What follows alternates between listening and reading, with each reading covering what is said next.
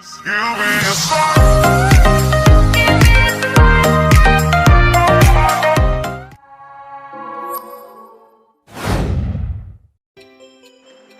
selamat datang di channel Paham Sosiologi, sebuah channel yang akan ngebahas abis tentang sosiologi mulai dari teori, metodologi, maupun isu-isu terkini. Ya, kalau gua nggak mager lah ya.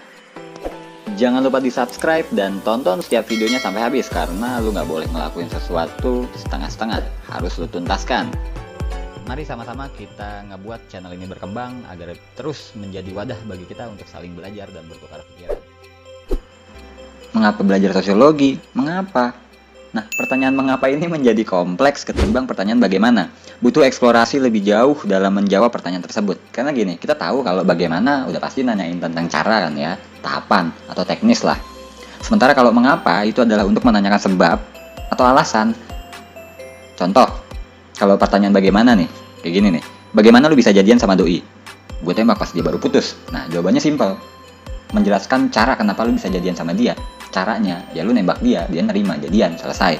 Tapi kalau pertanyaan mengapa, ini udah lain cerita, itu akan panjang. Misal, mengapa lu bisa jadian sama doi?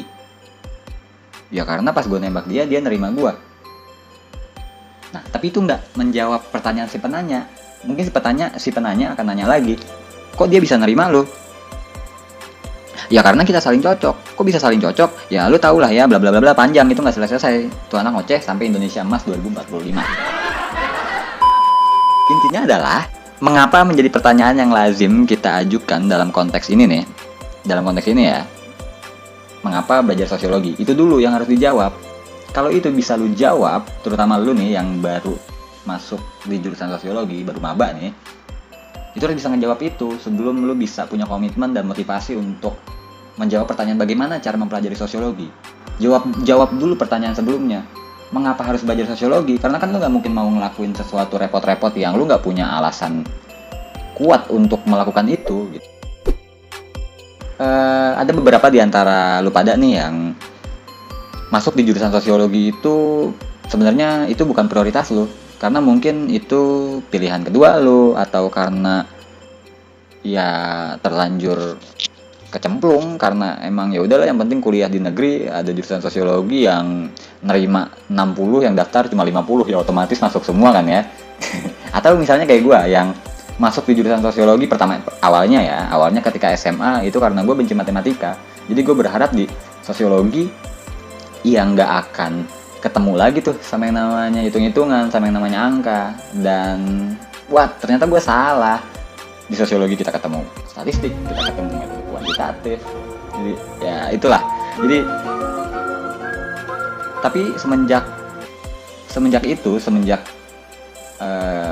ketika gue kuliah itu gue udah gue udah tahu gitu loh mengapa belajar sosiologi. Nah sekarang pertanyaannya buat lu semua yang udah terlanjur di jurusan sosiologi, ketika gue tanya kenapa lu belajar sosiologi, lu bisa ngejawab atau enggak? Itu kan jadi persoalan. Oke, so tak kenal maka tak sayang. Pernah nggak misalnya lu ditanya teman lu, ditanya tetangga lu, ditanya keluarga lu, pacar lu mungkin, sosiologi itu apa?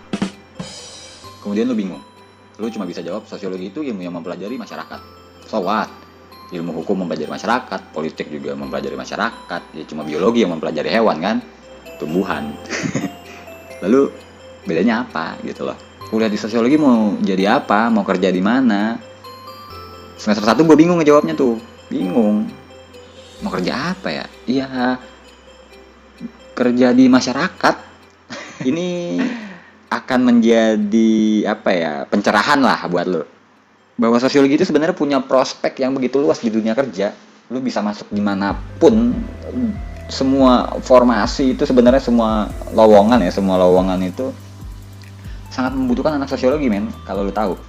Tapi kenapa kemudian, nah ini salah satu penyebab yang paling signifikan ya, kenapa sosiologi masih kayak inferior dibanding ilmu sosial lainnya, karena kepopuleran sosiologi itu masih kalah dibanding ilmu sosial lain yang dia usianya lebih tua dibanding sosiologi yang baru muncul benih-benihnya itu di abad 18-19 awal lah. Padahal objek kajian dari sosiologi itu sendiri adalah masyarakat. Ketika kita berasumsi bahwa sosiologi itu masyarakat, artinya sosiologi itu ada di sekitar. Sosiologi itu kita itu manusia itu bermasyarakat. Sosiologi mencoba mempelajari itu.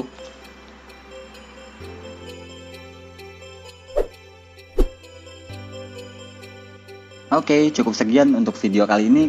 Kurang lebihnya ya tinggal nambah lagi. Jangan lupa saksikan video-video kita selanjutnya. Salam.